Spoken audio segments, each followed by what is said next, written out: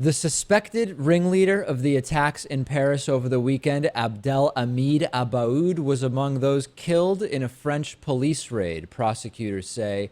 The French minister also implicated Abaaoud in 4 of 6 attacks foiled in France since earlier this year, in spring in particular.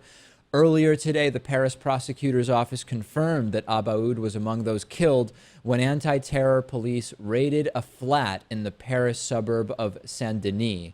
His body was found riddled with bullets and shrapnel in a shattered apartment in the northern Parisian suburb. The Belgian national, who's 28 years old, was identified from his fingerprints in Friday's gun and suicide bomb attacks that he masterminded.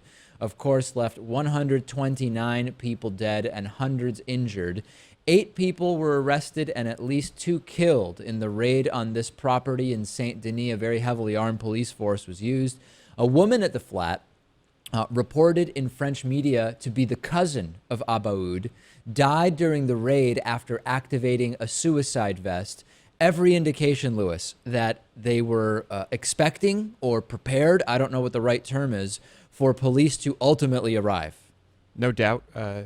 I think prepared is probably the word.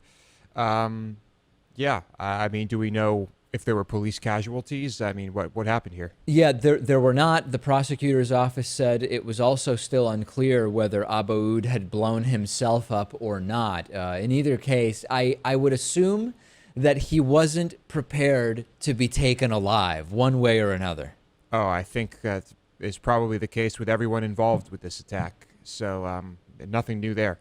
Will this do anything in terms of the risk of a future attack? Does the risk of a future ISIS-sanctioned, organized, planned, orchestrated attack change because the individual supposed mastermind of last week's attack was killed? Does that really change how worried we should or should not be?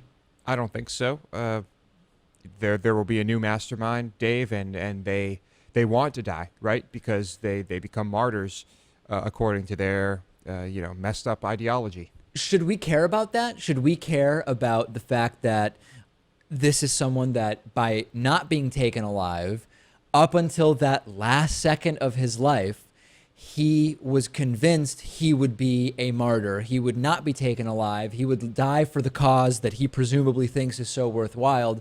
Should we care about that, or should we just care about the fact that we are concerned with saving lives?